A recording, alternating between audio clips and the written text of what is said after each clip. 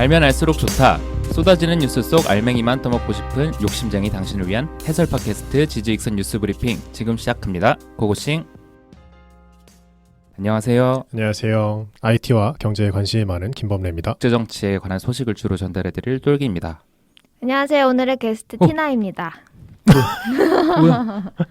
안녕하세요. 처음 뵙겠습니다. 저는 안녕하세요. 티나라고 오. 하고요. 제가 뉴스브리핑 왕 팬이거든요. 오. 그래서 이렇게 좋은 기회를 주셔서 게스트로 참여하고자 이 자리에 왔습니다. 와. 팬이 된 계기가 뭐예요? 그 지지익선에 안느님이라고 계시잖아요. 아, 네, 그분이시죠. 네네. 너무 미인이시더라고요. 인스타를 봤는데 네. 딱 제 스타일로 생기셔가지고 어. 팬이 됐어요. 그러니까 뉴스 브리핑에 왜 팬이 되는 뉴스 브리핑엔 그분이 안 나오는데요. 근데 이제 그분이 거의 이제 거둔 프로그램이 뉴스브리핑 아닌가요? 아, 파생됐죠 거기서. 자 방송이라고 해야 되나요? 그죠. 안느의 자식 같은 방송이라고 네. 들었는데 저도 자연스럽게 좋아하게 되더라고요. 그리고 음. 짧으니까 또 듣기 편하고 두 분이 진행도 워낙 잘해주시고 잘 듣고 있습니다. 알겠습니다. 그러면 오늘 제가 가져온 주제를 한번 공개해 드릴 텐데 저는 어제가 녹음일자 기준으로 4월 22일인데 이날이 지구의 날이라는 거 혹시 알고 계셨어요? 지하철에 붙어 있던데요? 붙어 있어서 네. 진짜 대중교통을 통해 알게 되셨군요. 그리고 뉴스에서도 뭐 지구의 날을 맞이해서 어느 네. 기업이 뭐 1시간 소등 행사를 가졌다. 맞아요. 뭐 그런 것 좀 본 것 같아요. 맞아요.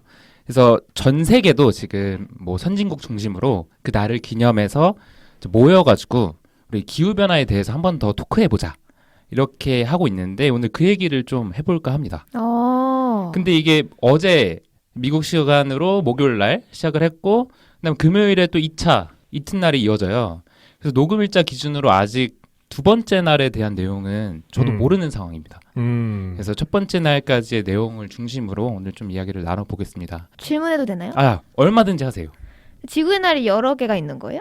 왜 첫째 날, 둘째 날 이렇게 있는 거죠? 지구의 날 자체는 4월 22일인데 네. 이제 그 날을 기념해서 지구의 날에 이 기후변화 회의의 첫 날을 시작하고 회의가 있다고. 네, 회의가 이튿날까지 이어져요. 아셨나요, 티나님? 네, 설명이 조금 부족했네요. 알겠습니다. 네네. 네. 그래서 이 주도한 나라는 미국이고요. 역시 또 미국이에요? 네, 미국이 지겹다. 미국이 주도를 했습니다. 바이든 대통령이 약 40개국 정상들을 초청을 했는데 어디로 초청을 했냐면 어디로? 줌 온라인 미팅 아니에요? 장소가 네 맞아요. 너무 이렇게 빨리 맞추셔갖고 실제로 줌이에요? 네. 줌을 통해서 이 정상회의를 열게 되었어요. 그래서 화상 기후 정상회의라고 이제 이렇게 이름이 있는데 거기도 막 마이크 끄세요 겹치니까 막 이런 얘기 하나? 네 있었습니다. 그래요? 말할 때 막 손 들고? 네, 뭐 예를 들어서 푸틴이 이제 발언을 해야 되는데 바이든 목소리가 겹쳐가지고 푸틴이 정색한 채 뭐 앉아서 10초 정도 기다렸다던가. 정색을 했다고요? 네, 졸라 무서워. 중국이 발언할 기회가 있었는데 영상이 딜레이가 돼가지고 거기서 또 약간 좀 외교적인 좀 마찰이 있었다던가. 무서워. 근데 뭐 저는 회사에서 영상회의를 종종 하는데 진짜 좀 답답해요. 이게 한 명 한 명 이렇게 돌아가면서 얘기하면 답답할 게 없는데 사실 회의라는 게 하다 보면 말이 겹칠 때가 있잖아요. 맞아요. 그럴 때 완전 소리가 뭉개져서 좀 힘든 감이 있는데 40개국 정상들이 네 맞습니다. 줌에서 모여가지고 고생이 많네요. 네, 오늘 무서운데요? 우리나라도 갔죠? 네, 우리나라 문재인 대통령도 참석을 해서 발언을 했습니다. 우리 문재인 대통령은 꽁기했던 경험이 없었나요, 거기서? 제가 보니까 뭐 번역, 통역 이런 거는 스무스하게 이어졌어요. 그리고 뭐 그 배경이라고 해야 될까요? 그거를 한국 전통 뭐 벽지 이런 걸로 배치를 해서 하긴 그런 거 엄청 신경 쓰셨겠다. 나름대로 거기서. 신경을 써가지고 이렇게 발언을 했더라고요. 지지익선 뉴스 브리핑은 청취자 여러분들의 댓글과 좋아요 그리고 후원으로 성장하고 있습니다. 후원해주신 시드락포에버님 고맙습니다. 자, 오늘 그래서 이 얘기를 해볼 텐데 기후회의에 대한 내용은 솔직히 제가 자세하게 안 가져왔어요. 왜냐면 지지익선에서 많이 하기도 했고 그런가요? 그 팬이시라면서요. 제가요? 네. 뭐의 팬이라고? 안느님의 팬이라고 하시면서 그걸 맞아요, 보세요? 맞아요. 알죠. 네. 그 기억나는 거는 트럼프 시절에 얘기를 많이 했었죠. 트럼프 때 기후협약 탈퇴하겠다. 네. 뭐 그런 얘기를 해가지고. 근데 바이든은 또 들어가겠다. 네. 그렇게 얘기를 했던 것 같은데. 네. 맞아요. 그래서 오늘 나눌 얘기가 이게 전 세계적으로 기후변화에 예방하고 이러는데 획기적인 변화라고 말하기는 좀 그렇고요. 제가 전문가들의 의견을 똘기가 이해했을 때는 그 정도는 아닐 것이다. 그런데 이게 미국 입장에서 마일스톤, 그러니까 어떤 하나의 의미 있는 이정표는 될 수 있겠다라는 음. 내용으로 좀 가져와 봤습니다. 근데 기후협약이 처음이 아니잖아요. 그렇죠. 기후협약이라는 게 우리가 좀 익숙한 이름이 뭐 97년도에 교토의정서 진짜 오랜만에 들어본다. 그게 있고 이제 그 체제를 조금 이어받은 것이 우리가 가장 잘 아는 파리 기후협약? 파리 기후협약이 있죠. 근데 거기서 그때도 사실 말이 많았는데 미국과 중국이 가장 뭐라고 해야 될까요? 가장 손해를 그러니까 피해를 주는 나라들이죠. 그렇죠, 그렇죠. 가장 지분이 큰 나라. 가장 지분이 큰 나라들이죠. 아니, 뭐 사실 땅덩이가 크니까. 네. 땅덩이도 크고 땅덩어리만 큰 것 따지면 사실 러시아도 포함되고 네. 저 어디야 캐나다도 포함될 수 있는데. 거긴 대부분 눈밭이니까. 그러니까 이게 크게 문제가 아니고 그들이 하는 뭐랄까 사업 뭐라 해야 되지? 산업의 뭐 규모라든지 그런 게 큰 몫을 하는 것 같아요. 티나님 되게 해박하시네요. 저 여기 이제 고정으로 오는 건가요? 이 정도 퀄리티면? 급여가 없는데 괜찮으시겠어요? 약간 익숙한데? 그래서 그거를 이어받는 파리 기후 협약을 트럼프 대통령이 탈퇴를 했었잖아요. 그리고 나서 바이든 대통령이 복귀를 하겠다 이렇게 돌아왔는데 파리 기후 협약은 실제로 복귀를 한다 했죠. 그러니까 이거랑은 상관없는데 이거는 약간 이번에 한 건 어떤 느낌이냐면 약간 미국이 좀 이벤트성으로 기획한 느낌이에요. 그러니까 원래 예정된 게 아니라 정확하게 말하면 실질적인 효과나 그런 게 있다기보다는 그러니까 이벤트라는 게 약간 쇼맨십 같은 쇼성이 약간 섞였고요. 그러니까 그런 얘기죠. 정말로 뭔가 기후 협약에 대해서 디테일한 논의를 하는 자리가 아니라 그냥 상징성이 있는 자리? 약간 그런 의미? 그냥 우리 다시 가입한다. 마밤 이런 느낌. 그렇죠. 다시 약간 확인하는 그런 절차적인 느낌. 근데 오해하시는 분들이 있을까봐 아예 뭐 새로운 내용이 없다거나 그렇지 않겠죠. 그런 건 아닌데 어디까지나 똘기가 봤을 때 요거는 그렇게까지 큰 의미가 있는 건 아니다. 그럼 바이든이 왜 했냐? 티나님이 말씀하신 대로 쇼. 뭐냐면 바이든이 리더십을 좀 회복하고 싶다 이거죠. 제가 뉴스 브리핑을 통해서 좀 여러 차례 말씀을 드리는 게 그 대통령 취임 후에 첫 100일이 중요하다. 이런 말씀을 드렸는데 아직 100일이 안 지났잖아요. 거의 한 열흘 정도밖에 안 남았어요. 그래서 제 생각에 날짜가 이 정도쯤으로 배치가 된 것도 지구의 날과 겹쳐서도 있지만 바이든이 좀 임기 초반에 국내에서의 리더십은 어느 정도 다져놓은 것 같아요. 근데 전 세계적으로 다시 한번 그 미국의 전성기 미국이 세계의 어떤 아젠다가 오든 항상 이끌었던 그 느낌을 좀 되찾고 싶다는 느낌에서 이 타이밍에 그러니까 기강을 다시 잡겠다 우리가 그런 그런 느낌이겠죠. 그런 거잖아요. 러시아 조용히 안 해? 약간 중국 조용히 안 해? 그렇죠. 그래서 이번에도 중국과 러시아가 참석을 했어요. 사실 뭐 표면상은 기후 협약이니까. 그렇죠. 그치만 약간은 꽁기꽁기한 분위기에서 나왔는데 어쨌든 다 들러리 선 거잖아. 제 생각에는 그렇죠. 똘기 입장에서 왜 봤을 이렇게 때 조심스럽게 얘기해요? 이게 만약 다른 의견을 가지고 계신 분들도 있고 이 자연보호에 또 좀 많이 신경을 쓰시는 분들은 이런 거 하나하나가 더 의미가 있는 거 아니겠냐라고 말씀하실 수도 있으니까 어디까지나 이거는 똘기의 생각이라는 걸 좀 강조해드리고 싶어요. 프로 방송인 같아. 근데 중국 같은 경우에는 이 시기와 맞물려서 우리는 석탄 산업을 한번 심각하게 규제를 해보겠다. 심각하게요? 심각하게. 규제를 해보겠다? 네. 그러니까 이 생산량을 지금 당장 줄일 수는 없고. 좋은 건가? 왜 안 좋은 어떤 거예요? 면에서요? 원전을 더 짓겠다는 얘기로 들리는데. 석탄을 대신할 다른 걸 더 하겠다? 제가 물론 좀 옛날 기사지만 네. 중국의 전력 공급의 반 이상이 석탄, 그러니까 화력 발전이다. 네. 뭐 그런 기사를 본 적이 좀 몇 년 전인데 네네. 그 정도 큰 땅덩이에 그 정도로 인구가 많은데 50%가 화력 발전이면 네. 대체 얼마나 태우는 거야라는 생각을 해본 적이 있거든요. 근데 뭐 줄이겠다는 건 좋은데 네. 다른 위험이 도사리지 않을까 하는 좀 그렇죠. 아리송함? 쓰촨성인가요? 쓰촨 지방? 네, 그쪽에 중국의 원전이 지어져 있고 많죠. 사실 원전 지금 엄청 많죠. 우리나라가 직접적으로 피해를 볼 수 있는 그런 위치에 그쵸. 있다. 뭐 이런 얘기도 저번에 범래님이 해주셨던 것 같은데. 그렇죠. 서해랑 가까운 곳에 어쨌든 뭐 바다에 지을 수밖에 없으니까 네. 원자력 발전소라는 건. 네. 뭐 약간 어쨌거나 일단 표면상으로는 뭐 중국도 뭔가를 하겠다. 약간 이렇게 들리는데 중국이 약간 여기서 미국에 살짝 견제를 해요. 미국은 마치 학교에서 수업을 째고 나서 그 다음 날 아무 일도 없었다는 듯이 다시 교실로 돌아오는 애 같다. 그렇게 얘기해요? 그 자리에서? 네, 그렇게 그 자리에서 시진핑이 그렇게 얘기를 한 건 아니지만 뭐 대변인이라든지 뭐 이런 나중에 끝나고 나서 성명을 발표할 그런 식의 때 발언을 하기도 그 한다. 자리였으면 개꿀잼이었겠다. 그러면 아주 이걸 이렇게 안 다루죠. 트럼프가 나간다 해놓고 갑자기 바이든이 나 다시 들어갈래? 이래서 다 모여봐 막 이런 느낌이잖아요. 그쵸. 우리 아무 일 없었지? 우리 행복하게 다시 지내보자 이런 느낌이니까. 그쵸. 그런 것들을 약간 지적하는 느낌. 진짜 칼만하죠. 네, 그런 것들이 있었어요. 근데 모르긴 몰라도 트럼프가 질러놓은 게 있어서 바이든이 뭘 해도 좀 수월할 것 같아요. 그렇죠. 약간 그런 것도 있어요. 앞에서 좀 약간 무자비한 사람이 리더를 한번 했다가 뒤에 온 사람은 좀 반사 이익을 누리잖아요. 네. 그래서 미국이 무슨 얘기를 해도 좀 잘 먹힐 것 같은 판이긴 한 것 같아요. 그렇죠. 그래서 이제 바이든의 리더십에 대한 이야기로 다시 돌아가 보면 바이든이 리더십을 근데 제대로 보여주려면 사실 주민이 뭐 이런 화상회의보다는 아, 그지. 모여서. 네, 모여서 뭐 악수도 하고 음. 눈도 마주치면서 뭐 이렇게 이야기를 하고 그런 게 필요한데 맞아요. 그런 거 보면 뭐 한 손으로 악수를 했느냐, 네. 뭐 고개를 숙였느냐, 뻣뻣하게 있었느냐, 뭐 그런 구록 거. 외교가 있었느냐 없었느냐 뭐 그런 얘기 많이 나오는데. 이런 얘기도 오가야 되고 근데 어쨌든 이번에 비대면으로 벌어졌잖아요. 전문가들 입장에서는 대면 회의에서 있을 만한 어떤 자기 리더십을 보여준다든지 그런 내용들이 이번에 없을 수밖에 없는 게 보통 그 국제정치 회의, 그러니까 정상들이 모이는 자리 가면은 만나서 이렇게 그 쓰여져 있는 A4 용지에 쓰여져 있는 걸 읽고 이런 시간보다 끝나고 만찬 같은 거 즐길 때 자기가 좀 얘기하고 싶은 다른 나라 정상의 어떤 손을 잡고 뭐 약간 다른 방으로 데리고 나가서 뭐야 이상해.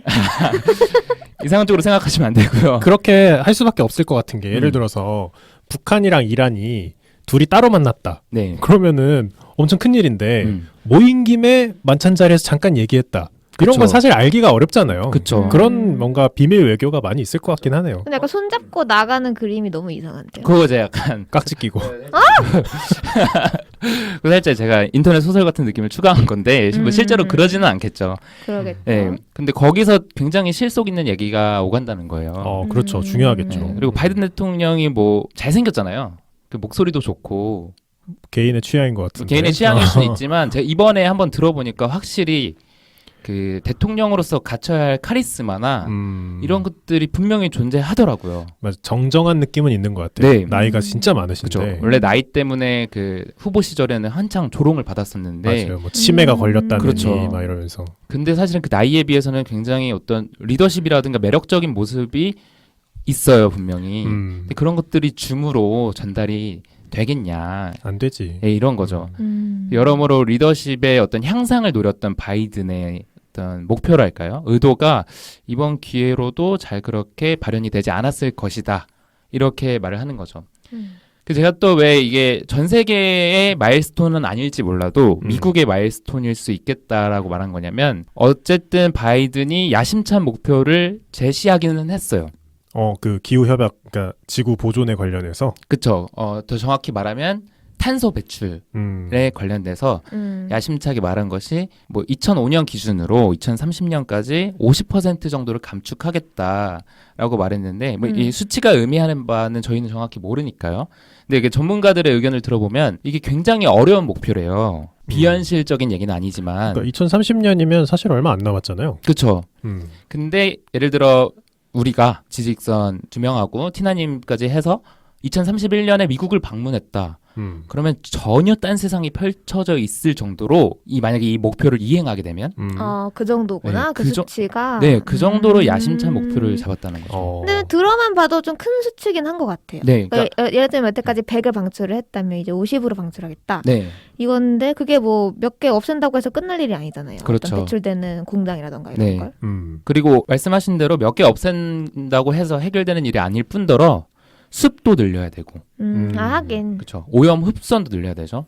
기업이랑 얘기가 된 걸까요? 지금 이제 석탄이라든지 뭐 가스, 오일 이쪽에서 성명을 발표했는데 이제 그쪽 그룹에서는 지지를 일단 한다. 뭐 그래야지 뭐. 이렇게 말했죠. 지금 정권 초창기에 어디다 대고 거기다 얘기를 그쵸, 하겠어. 의리인데. 그치만 그 대통령이 깎는 거, 그러니까 뭐 에너지를 줄인다던가 아니면은 뭐 석탄, 오일들의 희생만을 강요하는 것뿐만 아니라 새로운 에너지를 대체 개발하는 데도 앞장서셔야 된다. 이런 말을 성명으로 좀 발표를 했죠. 그러니까 뭐 쓰지 말라고만 하지 말고 대책을 가지고 와라. 네. 그런 얘기를 했습니다. 교토 의정선이 파리 협약이니 이런 얘기를 했었잖아요. 이런 것들이 보통은 어떤 한 나라의 주도로 된다기보다는 그러니까 영향을 많이 끼칠 수 있겠죠. 근데 보통 주도하는 나라는 나라가 아니라 국제기구예요. 유엔에서 보통 이 회의를 주도를 한 다음에 그 협약문을 발표를 한 게 익히 알고 있는 의정서라든지 협약 이런 형태로 되는 건데 이번에는 좀 특이한 게 미국이 이렇게 사람들을 모아가지고 주도를 했단 말이에요. 그렇게 해서 나오는 내용이 어떤 내용일지 또 궁금하지만 어떤 내용이 나오든 간에 예를 들어 인도 같은 나라들은 기후변화 관련해서는 미국을 신뢰하지 않고 인도가? 네. 인도는 자연을 보호하기 쉽지 않은 나라인데. 그렇죠. 그 디카프리오가 유명한 환경운동가잖아요. 맞아요. 수상할 때마다 맨날 네. 얘기하죠. 그 사람이 연출한 다큐멘터리 중에 Before the Flood라는 다큐멘터리가 있는데 그 내용 보시면 인도 농민들을 이렇게 인터뷰를 하는데 거기서도 미국이 굉장히 신랄하게 까이는 그런 모습이 나와요. 과연 이렇게 미국이 주도해서 만든 기후회의의 결과가 의미가 있을까? 약간 이런 회의적인 시각도 있는 거죠. 참 인도도 참 기사를 통해서 보면 진짜 깡이 대단한 것 같아요. 중국이랑도 뭐 맞다이 깔라고 하고 네. 미국도 요즘은 뭐 맞다이 깔라고 하는 것 같고 네. 인도가 물론 인구도 많지만 핵 보유국이기도 하고 인도도 아마 몇 년 지나면 또 세계적으로 좀 이름을 날리는 강대국이 되지 않을까? 그쵸. 그런 느낌도 좀 드네요. 네. 뭐 지금 총리를 맡고 있는 모디 총리가 약간 스트롱맨으로 분류되는 사람이기도 하고 또 엄청 오래 집권하지 않았나요? 오래 집권했고 앞으로도 오래 집권할 음. 그런 영향력을 보유하고 있죠. 근데 이쯤 되면은 이런 궁금증이 들 것 같지 않아요? 바이든은 본인의 성향이 이 환경이라든가 이런 거에 관심이 많은 사람이어서 복귀를 했는데 뒤돌아보면은 오바마 때 파리 기후협약에 가입을 했단 말이에요. 네. 네. 근데 가입을 한다고 말을 했죠. 근데 그 다음에 트럼프가 당선이 되고 나서 뒤집어졌어요. 네. 그렇죠. 근데 이게 과연 트럼프만의 어떤 기행인가? 그건 아니고 또 오바마 전을 생각해 보면 부시 대통령은 당시 교토 의정서를 거절했어요, 가입을. 그럼 이게 결국에 어떤 뭐 특이한 사람이 대통령이 된다고 해서 발생할 만한 나쁜 시나리오가 아니라 공화당이 집권을 한다면 지금 바이든이 말하는 것들이 다 지켜줄 수 있을까? 그러니까 이런 의문이 들 수 있는 거죠. 뭐 의문이 들 수도 있는데 너무 그냥 일상적인 고민인데? 근데 이 회의를 미국이 네. 지금 주도를 하고 있잖아요. 네네. 미국이 주도를 해서 다른 40개국 정상들이 뭐 좋다 하고 참석을 한 건 아닐 거란 말이에요. 미국이니까 한 미국이니까 참석을 한 건데 참석을 하는 순간에도 그 생각을 하고 있다는 거죠. 미국이 목표를 상향해서 제시를 하게 되면 뭐 캐나다라든지 러시아라든지 대한민국도 마찬가지고 우리도 뭔가 그 지구온난화를 막기 위해서 이 정도 노력을 한다라는 걸 보여줘야 할 텐데 미국이 올린 목표를 따라서 덥석 우리들도 올렸다가는 미국 정권이 바뀌었을 때 우리는 올렸는데 미국은 탈퇴하겠습니다. 그거를 다시 되돌려. 그러면 손해는 올린 나라들만 오롯이 받아들인다. 그러네. 이렇게 되는 거죠. 그래서 더욱이 전문가들이 이 회의의 결과가 그렇게까지 큰 의미는 없을 것이다. 이렇게 말을 하고 있는 건데요. 근데 제가 왜 가져왔냐? 듣다 보면 그런 생각이 드실 것 같아서 왜 가져왔어? 그러면 의미가 없으면 이렇게 생각하실까봐 만약에 이번에 바이든이 제시한 목표라든지 이런 것들이 이행이 된다. 그러면은 전 세계적으로 이게 어마어마한 지구온난화나 기후변화 입장에 있어서 어마어마한 마일스톤으로 기록이 될 수도 있다. 오늘과 어제 있었던 회의가. 그러니까 나중에 미래에 돌이켜보면 여기가 시작이었다라고 이렇게 상기될 수 있는 부분이 될 수 있다. 네, 그렇죠.